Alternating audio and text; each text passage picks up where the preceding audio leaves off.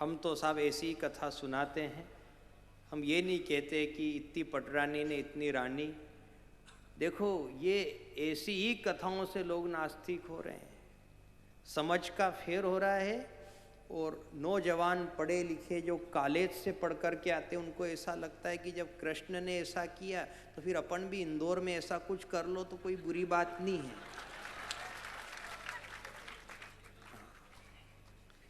श्री कृष्ण ने तो संरक्षण दिया, चलो आप दे सकते हो क्या संरक्षण? आप दे सकते हो तो हम आपको पता बता दें। संरक्षण की कथा है, कहा कि इनका कोई नहीं है, जिनको माता पिता ने त्याग दिया, समाज ने त्याग दिया, वो कहाँ जाए, भगवान की आश्रित रहो बस। संपूर्ण कथा का सार भी यही है। और ये जो अभी आपने भक्त का इतिहास सुना, जयपुर के पास का खाटम जी का, ये सारे इतिहास भी हमें यही बोध कराते हैं कि भगवान की शरण लो, भगवान का भरोसा करो। यदि भगवान में भरोसा है तो आपका जीवन कमल के फूल जैसा खिलता रहेगा।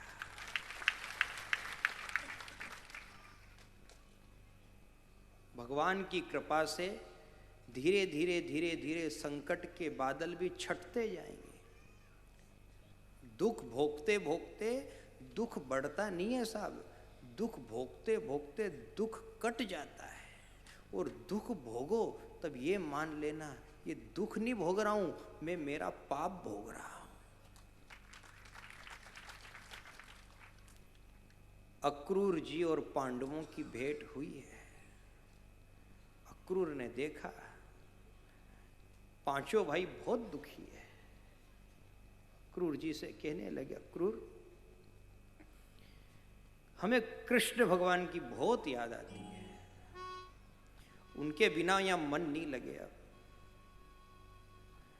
अक्रूर भी सोचने लगे कि देखो रे कैसी विकट परिस्थिति है, कहाँ तो ये राजकुमार और अच्छा अच्छा भोजन करे, अच्छे कपड़े पहने, भवन में विश्राम करे, नौकर चाकर जिनकी सेवा में लगे थे, आज ये बेचारे इस स्थिति में हैं कि बन बन की ठोकर खा रहे हैं। पर सच पूछो ना आप तो पांडवों ने ये नहीं कहा कि हम बन बन की ठोकर खा रहे हैं, उन्होंने यही कहा, अक्रूर हमें ठाकुर की याद बहुत आ रही है। शब्द को पकड़ो, क्योंकि वो जानते थे ना, आत्मज्ञानी थे, ऐसे वैसे थोड़ी थे। वो 5 पांडव बड़े प्रतापी थे, वो जानते थे यह सब कर्मों का लेखा जोखा है। ये ठोकर हम खा रहे हैं ना, ये ठोकर हमारे कर्मों की ही ठोकर है।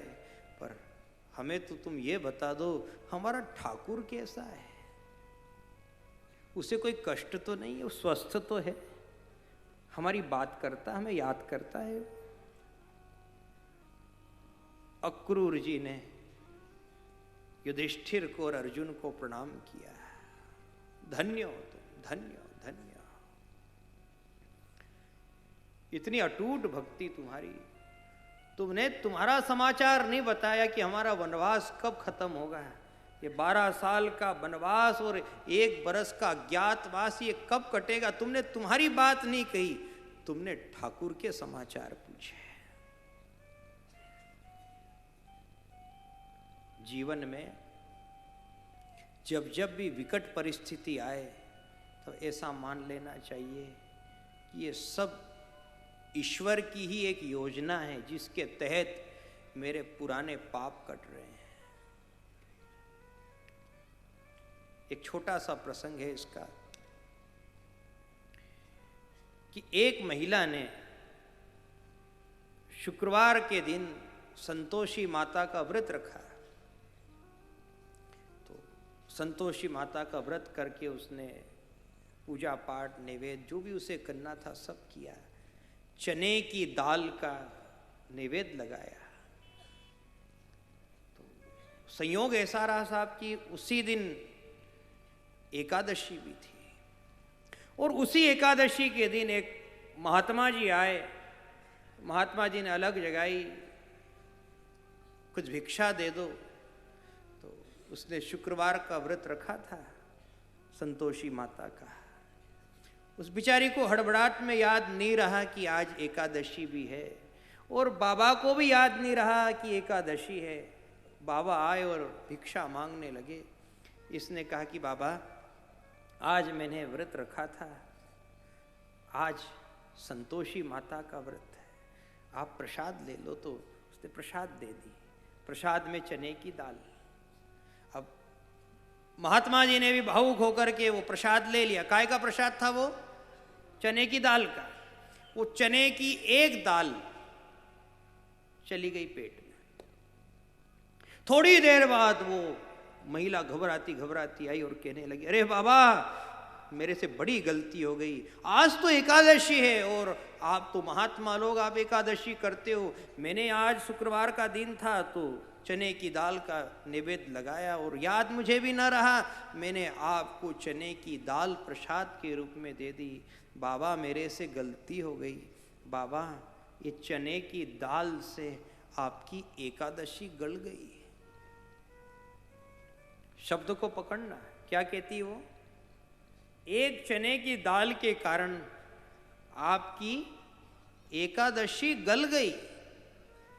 तो बाबा भी बड़े पहुंचे हुए थे। वो कहने लगे, अरे माई, मैंने भी कई वर्षों से विरक्त भाव से एकादशी की है, और इस एकादशी पर मैंने भगवान का खूब खूब भजन किया है। मैं भगवान की याद में भाव विहल रहता हूँ, भगवान को अपना जीवन समर्पित कर चुका हूँ। तो माई, यदि तेरी एक चने की दाल मेरी एकादशी को गला दे, तो क्या मेरा इतना भजन और इतनी एकादशी एक चने की दाल को नहीं गला सकती?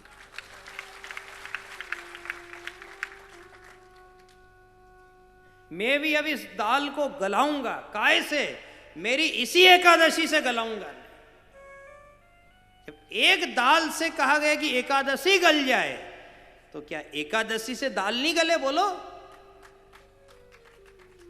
मैंने भी खूब माला जपी है, खूब ध्यान लगाया है, खूब उसकी साधना उपासना करी है, खूब गीता पाठ और विष्णु सहस्त्रनाम का मैंने भी पाठ किया है। तो माई, मुझे विश्वास है कि मैं अपने भजन भाव से उस चने की दाल को गला दूंगा। मेरी एकादशी नहीं टूटी है।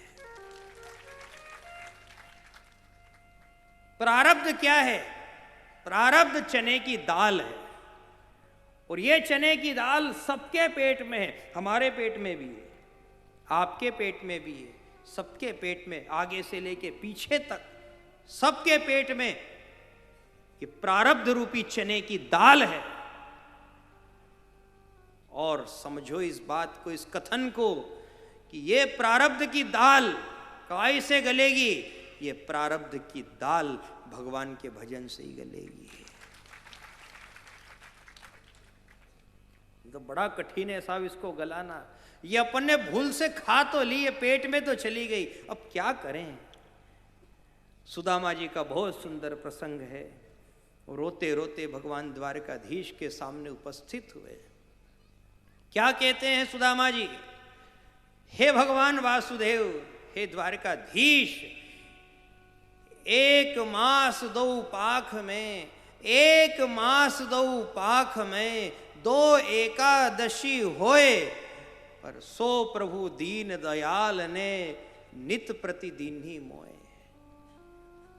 सुदामा जी कहते हैं, गोविंद, मैं भी ब्राह्मण हूं, सब जानता हूं कि एक मास में दो पक्ष होते हैं और दो पक्ष में दो एकादशी होती है। एक मास दो पाख में दो एकादशी होए, पर सो प्रभु दीन दयाल ने नित प्रतिदिन ही मोहे। मुझे तो कई दिनों से भोजन ही नहीं मिला, मेरी तो रोज एकादशी होती है, पूरे महीने एकादशी है। कोई तो केवल दो एकादशी करे, लेकिन मैं तो महीनों महीनों हो गए मुझे। सो प्रभु दीन दयाल ने नित प्रतिदिन ही मोहे। तो भगवान को भी दया आ गई, और भगवान क्या कहते हैं कि सुदामा, होनी हो सो हो ही गई, होनी हो सो तो हो ही गई, अब न ऐसी होए, सुदामा तेरे भवन में नित्य द्वादशी होए। सुदामा, तूने भी चने की दाल खा ली थी। पकड़ रहे हो कथा को? बताओ, गुरु माता के यहां जब गुरुकुल में विद्या अध्ययन चल रहा था, सुदामा ने क्या खाई? वही चने की दाल। और वही चने की दाल अब पेट में तकलीफ दे रही है। वो तकलीफ काहे की है? गहनों की बातें दूर रही। गरीबी कैसी देख लो जरा, वो दाल कैसी कठोर है कि गहनों की बातें दूर रही, तन पर साबित चिथड़ा भी न था, भर पेट न भोजन मिलता था, और चूल्हे पर साबित तवा न था। कंगाली की ये हालत थी, कंगाली की ये हालत थी कि बहुधा उपवास हो जाते थे। कंगाली की ये हालत थी कि बहुधा उपवास हो जाते थे। फिर भी विरक्त रख कर मन को वो हरि भजन प्रेम से गाते थे। मैं जानता हूं ठाकुर कि मैंने चने की दाल खा ली है, पर मैंने चने की दाल खाने के बाद में मैंने अपने आप के जीवन को बदल लिया था, और मैंने दिन प्रतिदिन तेरा खूब भजन किया है भगवान द्वारकाधीश, तेरे नाम का खूब स्मरण किया है। तो आज उसी प्रभाव से मैं तेरे धाम तक आ गया हूँ। आज उसी की देन है कि तेरा साक्षात मुझे दर्शन हो रहा है, यानी कि मेरे भजन भाव से, मेरी इसी एकादशी से, कई एकादशी हो गई मेरी भी भूखे रहते रहते, कई ऐसे व्रत महाव्रत हो गए मेरे, तो इन महाव्रत के कारण और भजन के कारण मेरी भी चने की दाल आज गल गई।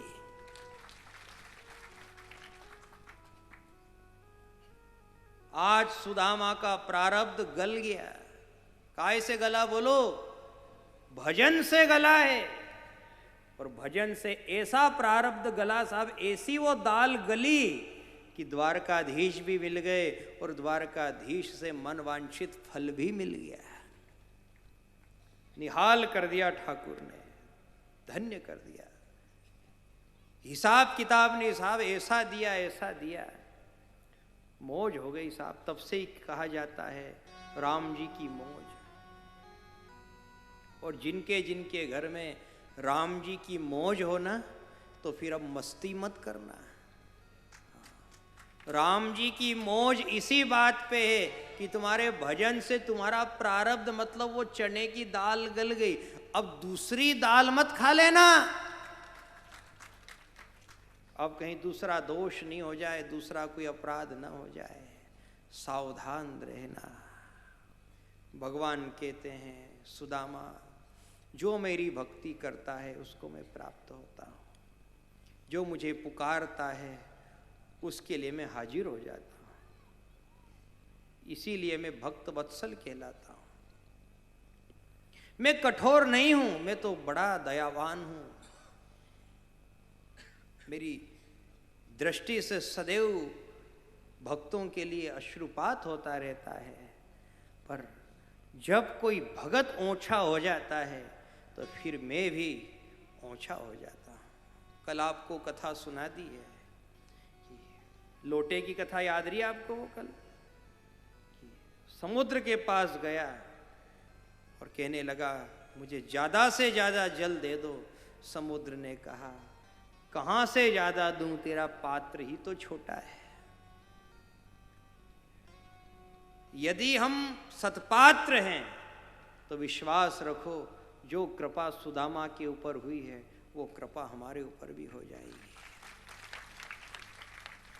और भगवान ने कहा है सुदामा, आज मैं तेरी एकादशी का उद्यापन करवा रहा हूं, आज से मैं तेरे को आदेश देता हूं। आदेश दे करके भेजा, सुदामा तू ब्राह्मण है और सबको एकादशी करना चाहिए, और ब्राह्मण को तो विशेष रूप से करना चाहिए, लेकिन आज मैं तुझे आदेश दे रहा हूं, तूने खूब एकादशी कर ली है, खूब भूखा रह लिया है, आज से मैं तुझे क्या वचन दे रहा हूं कि सुदामा तेरे भवन में नित्य द्वादशी होए, तेरे यहाँ रोज द्वादशी हो। उसी दिन भगवान द्वारकाधीश ने एकादशी का उद्यापन करा दिया था, तभी से ये एकादशी का उद्यापन होता है। ये जो बहनें करती है ना उद्यापन, कि आज हम एकादशी का उद्यापन कर रहे हैं। क्यों कर रहे हो? बस अब ऐसी इच्छा हो गई, अब सधे नहीं, शरीर साथ नहीं दे, तो अब हम उद्यापन कर रहे हैं। ये उद्यापन का नियम कब से चला है? ये सुदामा के समय से चला है कि बहुत हो गया तेरे साथ में, बहुत हो गया। अरे सुदामा, होनी थी सो हो ही गई, अब न ऐसी होए। सुदामा तेरे भवन में नित्य द्वादशी होए, नित्य द्वादशी। ऐसी द्वादशी भगवान देता है साहब। एकादशी हम इसीलिए करते हैं ताकि भगवान हमको क्या दे दे? द्वादशी दे दे। और द्वादशी देने का अर्थ ये नहीं कि हमको कोई रोटी से ही मतलब है। रोटी से मतलब नहीं साहब, ये बात यहाँ रोटी की नहीं हो रही है, यहाँ बात हो रही है भगवान के आश्रय और आशीर्वाद की। जो भगवान के लिए निछावर हो जाता है, भगवान उसको आशीर्वाद और आश्रय दोनों प्रदान करते हैं। और हमारे यहाँ आशीर्वाद की बड़ी महिमा है। अपने यहाँ दो बातें हैं, एक तो वरदान और दूसरा आशीर्वाद। अब भले ही आपको ये लगता है कि आशीर्वाद तो बहुत छोटा है साहब, वरदान बहुत बड़ी चीज़ है, बहुत बड़ी चीज़ है वरदान। लेकिन हमारा ऐसा मानना है कि वरदान तो दुष्टों को भी मिला है साहब। क्या रावण को वरदान नहीं मिला? बोलो। हिरण्याक्ष हिरण्यकश्यप को वरदान नहीं मिला क्या? वरदान तो दुष्ट को, पापी को और राक्षस को भी मिल जाता है, पर आशीर्वाद सदैव भगवत भक्त को ही मिलता है। और फिर ध्यान देना, वरदान की एक अपनी सीमा होती है। एक समय आने पर वरदान का अंत हो जाता है। जैसे हिरण्यकश्यपु ने कहा था ना कि दिन में मरू न रात में, बाहर न भीतर, ऊपर न नीचे, जल में न थल में, अस्त्र से न शस्त्र से, मनुष्य से न देवता से, किसी से भी मेरी मृत्यु न हो। उसने ऐसा सोच लिया था कि अपन ने इतनी चतुराई से ब्रह्मा जी से वरदान मांगा है कि अब इस वरदान से अपन अजर अमर हो जाएंगे। पर बताओ वो वरदान लंबा चला क्या? वरदान का अंत हुआ कि नहीं हुआ? नमूशी ने कहा कि ना मैं गीली चीज से मरूं ना सूखी चीज से मरूं। अब ब्रह्मा जी ने वरदान तो दे दिया, लेकिन त्रिलोकी में अचरज होने लगा कि अब इसे प्रभु मारे तो मारे काहे से, न ये गीले से मरे ना सूखे से मरे। तब भगवान नारायण ने एक प्रयोजन किया। समुद्र के जो झाग रहते हैं ना, समुद्र के फैन, सफेद सफेद कलर के, कई बार आप भी लाए होंगे मंदिर में, कहीं प्राण प्रतिष्ठा होती है ना तो आचार्य लोग मंगाते हैं समुद्र के झाग। तो समुद्र के झाग न गीले होते न सूखे होते। भगवान कहने लगे तू और मेरे आगे अकल लगाता है कि न गीले से मरू न सूखे से, अब भी तेरे को निपटाता हूं। वरदान का अंत कर दिया। चला क्या वरदान? नमूची का वहां वध हो गया। वरदान दुष्ट को भी मिल जाता है, पहली बात। राक्षसों ने भी वरदान पाया है, ठीक। और वरदान का अंत भी हो जाता है, वरदान लंबा नहीं चलता है, पर आशीर्वाद कभी नहीं छूटे,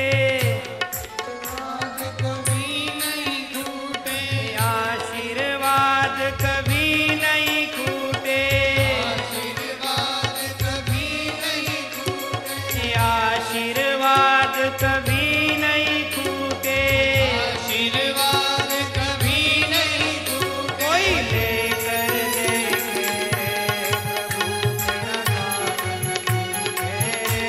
प्रभु तेरा द्वार न छूटे रे, छूट जाए संसार प्रभु तेरा द्वार न छूटे रे, प्रभु तेरा द्वार न छूटे रे, छूट जाए संसार प्रभु तेरा द्वार न छूटे रे, प्रभु तेरा द्वार न छूटे रे, प्रभु तेरा द्वार न छूटे रे, छूट जाए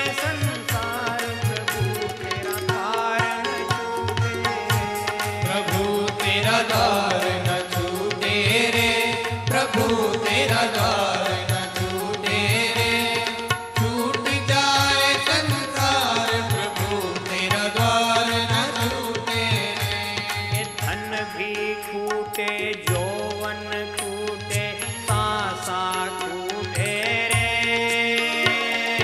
धन भी छूटे यौवन छूटे सांसा छूटे रे, धन भी खूटे जौवन खूटे सांसा खूटे रे, धन भी छूटे यौवन छूटे सांसा छूटे रे। पर आशीर्वाद कभी नहीं खूटे, आशीर्वाद कभी नहीं छूटे, आशीर्वाद कभी नहीं खूटे, आशीर्वाद कभी नहीं छूटे। कोई लेकर देखे प्रभु तेरा द्वार न छूटे। तेरे प्रभु तेरा द्वार न छूटे रे,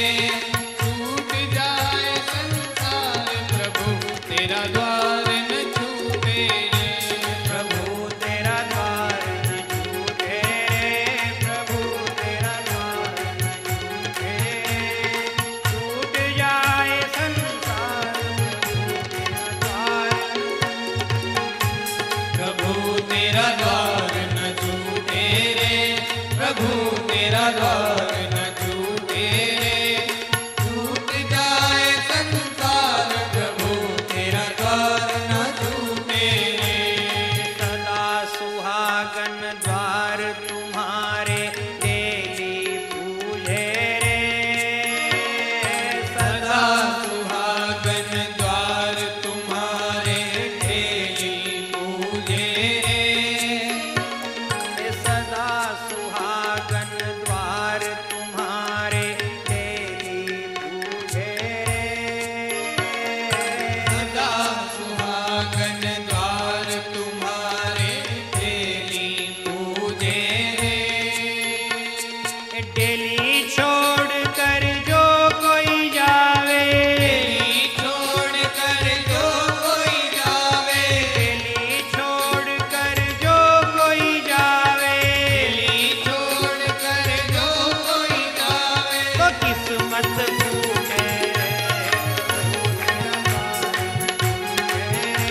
प्रभु तेरा द्वार न छूटे रे, छूट जाए संसार प्रभु तेरा द्वार न छूटे, प्रभु तेरा द्वार न छूटे रे, प्रभु तेरा द्वार न छूटे रे, छूट जाए संसार प्रभु तेरा द्वार न छूटे रे।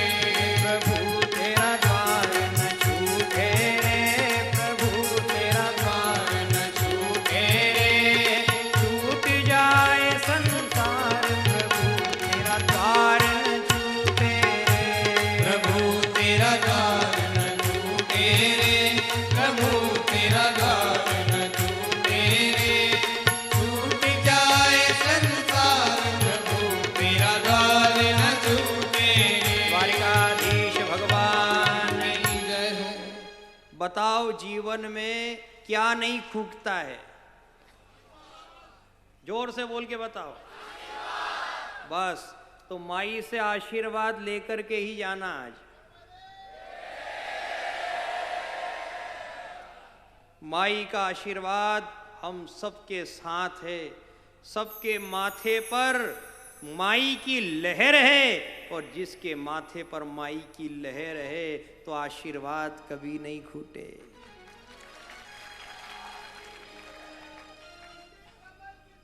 आप कभी ये मत कहना कि मेरे को तो वरदान चाहिए, वरदान के चक्कर में पड़े तो निपट जाओगे। वरदान वाले सब निपटे। आप पुराण उठा के देख लो, शास्त्र उठा के देख लो, जिनने जिनने भी वरदान लिया है बोलो निपटे कि नहीं निपटे? पर जिनने जिनने आशीर्वाद ले लिया वो सब भक्त राज नरसिंह मेहता जैसे तरण तारण हो गए। जिनने आशीर्वाद ले लिया विदुर और सुलभा की तरह धन्य हो गए। वो अम्बरीश, रंती देव, इनके जैसे धन्य हो गए। अब आपसे कोई ये पूछे कि 7 दिन कहाँ गए थे, 7 दिन फोन नहीं उठाया, 7 दिन मिले नहीं, 7 दिन कहाँ व्यस्त थे, तो उनसे कह देना कि मैं दाल गलाने गया था।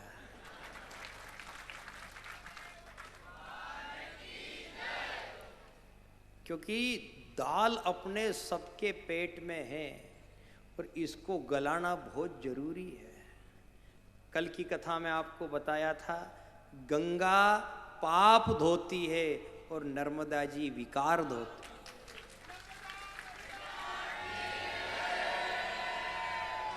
हो सके तो जितने गांव माई के तट पे हैं, जहाँ जहाँ जिनकी जिनकी आस्था हो, कोई दीवार हो तो उस पे लिखवा देना कि गंगा तो सिर्फ पाप धोती है लेकिन नर्मदा जी विकार धोती है। इससे माई की महिमा और बढ़ेगी।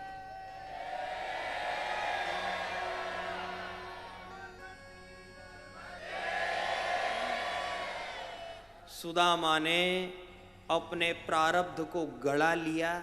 जैसे ही प्रारब्ध गला कि द्वादशी हो गई, यानी कि महल खड़ा हो गया, सब कुछ प्राप्त हो गया, किसी बात की घर में कोई कमी ही न रही, सब तरफ गोविंद की मौज हो गई।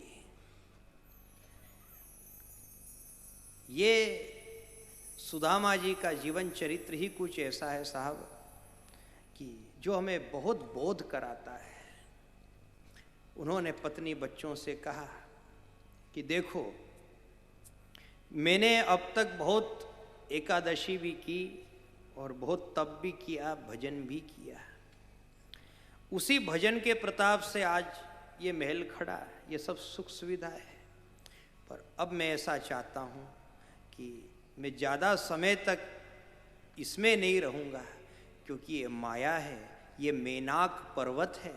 जैसे हनुमान जी महाराज ने छुआ और छोड़ दिया, बस वैसे ही ये महल, इसमें बच्चे रहेंगे पर मैं इस महल में नहीं रहूँगा। कहा जाता है कि सुदामा जी जो गांव के बाहर एक पीपल का वृक्ष था, उस वृक्ष के नीचे जाकर के बैठ गए और उसी वृक्ष के नीचे भगवान के नाम की माला जपने लगे। लोगों ने कहा कि सुदामा, जीवन भर तुमने गरीबी भोगी है, जैसे तैसे तो द्वारकाधीश ने सुनी थी और महल खड़ा किया था, महल में क्यों नहीं रहते हो? सुदामा जी कहते हैं कि मैंने महल को छू लिया और छोड़ दिया।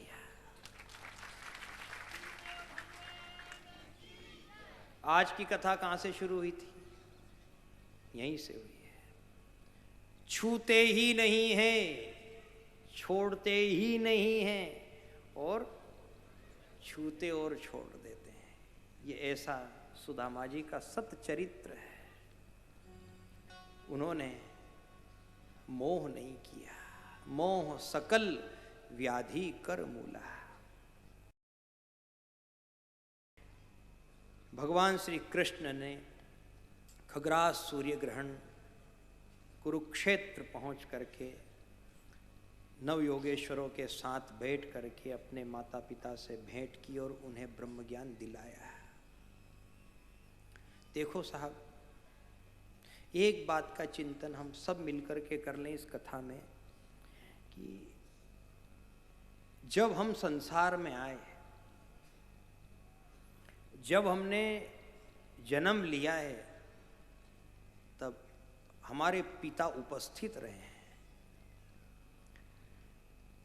पिता को पता लगा कि अरे डिलीवरी का समय है, पास में है, तो उनको कहीं धंधे पे जाना था, दूर कहीं यात्रा पे जाना था। उनने सब पूरा प्रोग्राम ही निरस्त कर दिया और कहा कि नहीं, अब कहीं नहीं जाऊंगा, घर में बच्चा होने वाला। जब हमने जन्म लिया है तो हमारे पिता हमारे पास ही रहे हैं। कितना ही जरूरी काम था, मीटिंग थी, धंधा व्यवसाय सब कुछ था, उनने सब छोड़ा और रुक गए। और माँ तो थी ही, क्योंकि माँ से ही तो जन्म हुआ है। तो अब दोनों को मिला लो आप कि जब हम संसार में आए तब हमारे माता पिता दोनों उपस्थित थे कि नहीं थे, बोलो। ठीक। अब एक बात का हम गहरा चिंतन और एक भाव आपके आगे व्यक्त कर रहे हैं कि जब हमारे माता पिता इस संसार से जाएंगे तब क्या हम उस समय उपस्थित रहेंगे? ये सोचो। हम आए तब माता पिता दोनों उपस्थित थे, लेकिन जब वो जाएंगे तब क्या मालूम हम कहाँ रहे हैं। राजा दशरथ के साथ भी तो ऐसी गुजरी है कि दो भाई कहाँ चले गए थे बताओ, और दो भाई ननिहाल गए हुए थे, जिनके 4 पुत्र हैं। हे दुनिया के लोगों देखो, हे दुनिया के लोगों देखो, ये प्रत्यक्ष प्रमाणित होती है। हे 4 बेटे जिनके, उनकी वो लाश भिनकती है। वो जब जाएंगे कोई निश्चित नहीं है हमारा, क्या मालूम कंधा लगे न लगे। कहीं ऐसे भी बेटे हैं यहाँ जो घर नहीं थे, बहुत दूर थे, उनका कंधा ही नहीं लगा। का साहब उनको आने में 3 दिन लगे। 3 दिन का इनको यहाँ घर में पटक के रखे। ले चलो, गांव के लोगों ने, परिवार के लोगों ने निर्णय लिया, छोड़ो अपन तो और किसी से करा लो। दाग भी दूसरे ने दिया, कंधा भी दूसरे ने दिया। जब जब भी कोई बहुत पढ़ाई करके और आगे बढ़े और ऐसी सूचना मिले कि साहब उन्हें बहुत बड़ी डिग्री हासिल कर ली और उनकी नौकरी अब इंग्लैंड में लग गई, उनकी नौकरी अमेरिका में लग गई, जर्मनी में लग गई, ब्रिटेन में लग गई, उस समय पूरा परिवार खुश हो जाता है। वारे बेटा तूने गजब नाम कर दिया, तेरी नौकरी ब्रिटेन में लग गई, अब तू ब्रिटेन जाएगा, वहाँ काम धंधा करेगा। पर उस समय में एक दुख भी, पर वृंदावन में विराजमान किया तो नाम हो गया बांके बिहारी। ठीक है। एक भगत हुए, वो छकड़े में बिठा करके ले आए भगवान को द्वारका से, तो उनका नाम हो गया डाकोर। ठीक है। भगत के पीछे पीछे भगवान श्री कृष्ण चले और राजस्थान चले गए नाथ द्वारा, तो उनका नाम हो गया श्रीनाथ जी। वही श्री कृष्ण चल करके उड़ीसा भुवनेश्वर पहुंच गए तो उनका ही नाम हो गया जगन्नाथ जी। ठीक है वो एक ही। ये भी भ्रम में मत पड़ो कि क्या भगवान भी अलग अलग होगा। भगवान अलग नहीं, हम तो ये कहते हैं कि राम और कृष्ण भी एक है, शिव भी एक है, ये सब एक ही है। या कुछ लोग ऐसे भी हैं, हम रामानंदी, हम कृष्ण को नहीं मानेंगे, हम शिव जी को मानते हैं, हम राम को नहीं मानेंगे। ऐसा भ्रम मत फैलाओ, ये सब एक ही है। अच्छा, आप एक बात का और चिंतन करो। ये बकावा शिवलिंग की नगरी है। क्या है? शिवलिंग की नगरी। यहां से नर्मदेश्वर निकलते हैं, नर्मदेश्वर तैयार होते हैं, यहाँ लोग अपनी अपनी आस्था के अनुसार ले जाते हैं। अब वो जहाँ जिस स्थान पर उनको विराजमान करेंगे, तो जैसा स्थान होगा, जैसे भक्तों की आस्था भावना होगी, वैसा वो नाम रख देंगे। अब कोई यहाँ से नर्मदेश्वर ले गया तो उसने वहाँ ले जा करके नाम रख दिया पूर्णेश्वर, है ना। कोई ने नाम रख दिया राजेश्वर। ठीक है। अब ये नाम अलग अलग हो गए वहाँ। कोई ने नाम रख दिया गोपारेश्वर। ठीक है। अब हे वो पूर्णेश्वर, सर्वेश्वर, गोपारेश्वर, राजेश्वर, ओंकारेश्वर, पर है तो नर्मदेश्वर। है वो यहीं का, पर जैसी जिसकी आस्था थी उसने वैसा नामकरण संस्कार कर दिया। पर वो है एक ही। कबीर कुआं एक है, कबीर कुआं एक है, पनिहारी है यहाँ अनेक, बर्तन सबके न्यारे हैं, पर पानी सब में एक, सब एक। इसलिए पुनः आपसे निवेदन कर रहे हैं, एक संकल्प तो आपको दिला ही दिया था, आज उसको दोहराएंगे नहीं हम, पर मन ही मन याद कर लो। युवा साथियों को याद है, बुजुर्गों को याद है, माता बहनों को याद है। ठीक है। जाओ तो सिंगा जी जाना, बस इसके आगे आप खुद पूरा कर लो।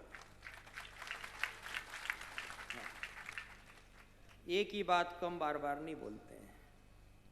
फिर जो 2-3 पत्र और छूट गए थे, ये भाई जितेंद्र जी शाह है, इन्होंने भी संकल्प लिया है कि हम एक तो ये जो दाढ़ी रख ली थी, इस दाढ़ी को कटा रहे हैं, और व्यसन से मुक्ति, पाउच, गुटखा जो भी ये लेते थे, ये सब का त्याग कर रहे हैं। ऐसे जितेंद्र जी शाह को बहुत बहुत धन्यवाद, बहुत धन्यवाद।